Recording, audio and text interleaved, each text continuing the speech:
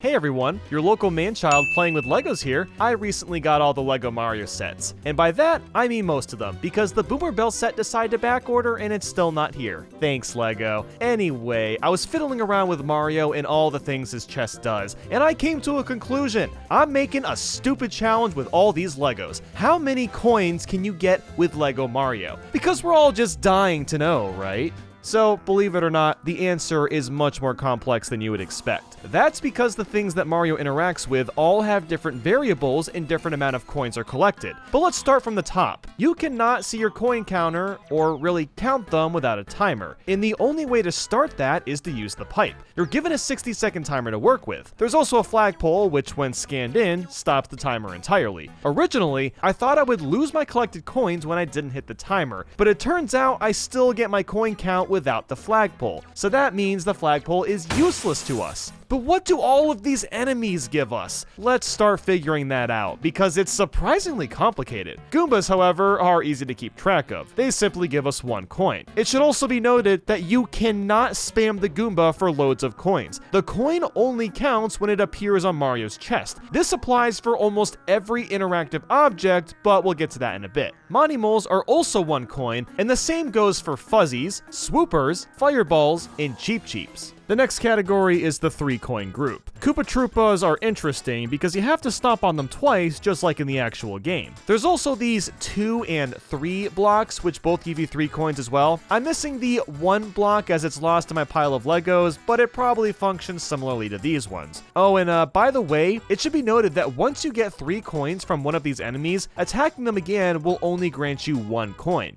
When it comes to Yoshi, Toad, and Toadette, I get a solid 5 coins, and if I talk to them again, it's 3 coins instead of just 1. I also get 5 coins from this spider web, dry bones, under a tree, and 10 coins from a bridge door. Pokies can give you over 10 coins, but you have to hit them while on this platform with a hammer, which can be a bit messy. The Baubom is really interesting because you can farm coins before he blows up. I managed to somehow get 20 out of him on an attempt, but consistently get around 10 to 12 coins. You have to be careful though to not be near his QR code when he blows up, or you'll actually lose all the coins you accumulated. He's a bit of a wild card that is also able to double his coin count for what is seemingly random. I honestly don't 100% understand his behavior yet. But boy oh boy, things get interesting with the bosses, and there's several of them. By stomping on Bowser Jr. 5 times, you end up getting 10 coins. So even though it takes a while to get these coins, this method is definitely faster than getting 1 or 3 coins at a time. Stomping on King Boo 7 times rewards you with 12 coins. King Womp takes 6 stomps and you get 6 coins, which after fighting King Boo is a bit of a ripoff. Now the Piranha plan is insane because with 1 stomp, you get 10 coins.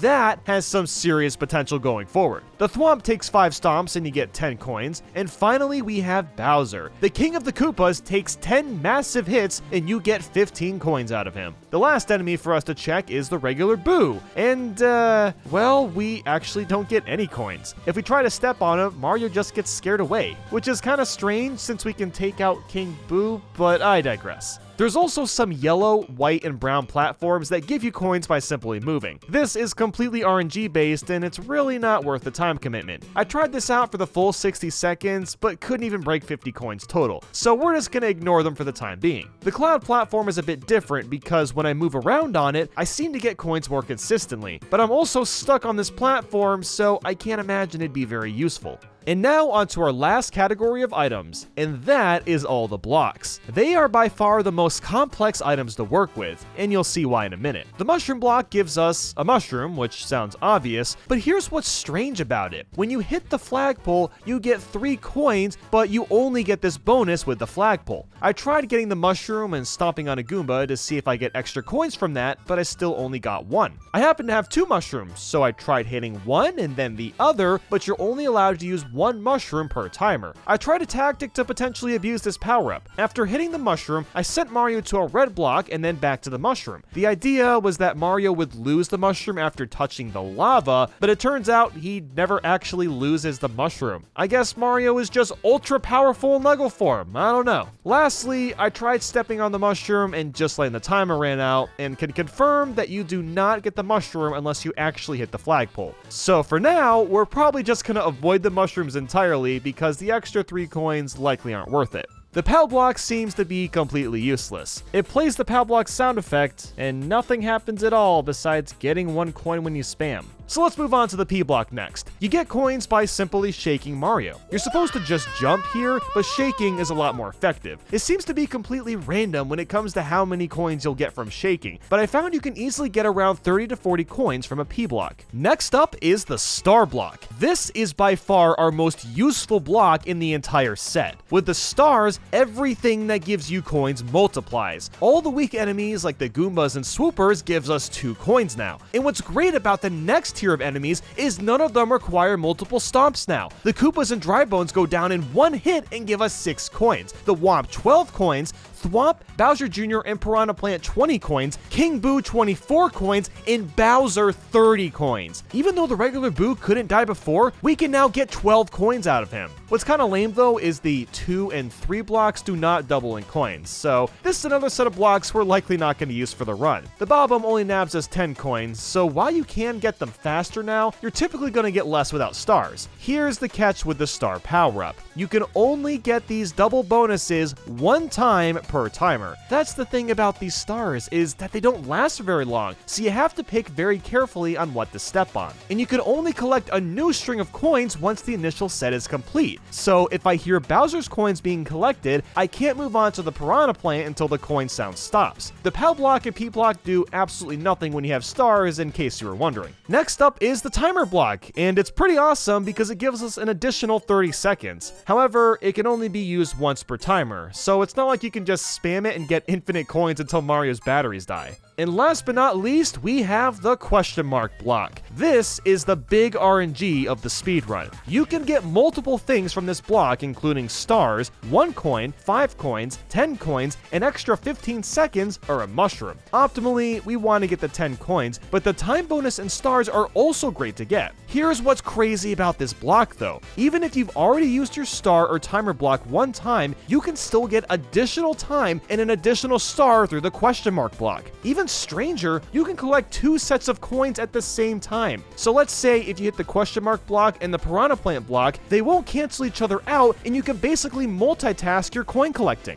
And believe it or not, we're not done yet, as each DLC costume changes how Mario works. Fire Mario gets a handful of coins by simply flicking Mario, as if he's actually throwing fireballs. Propeller Mario gets you coins if you jump and then wave him side to side. This method is pretty inconsistent and really doesn't work well at all. Builder Mario gives you coins by just stepping on stuff, but it only works for a little bit. Cat Mario, on the other hand, is broken as hell. By simply mashing the ground sideways, you'll constantly get coins with this method. On my first attempt, I managed to get over 100 by just tapping the side of my desk. But that's the thing, you literally have to be sideways. Mario can actually tell which way he's facing, so I'm not sure how practical this could be in runs. In case you were wondering, the sets that I'm missing aren't of much benefit. I don't have access to most of the DLC character packs, and I'm also missing the Shy Guy and Tiki Head thingy. Most of these enemies would only give me around 1 to 5 coins apiece, so I have all the big coin icons that I need. Phew, that was a lot to cover, but now comes the real challenge. What is the most optimal way for us to collect coins? Well, I think I figured out how. Here was my best attempt.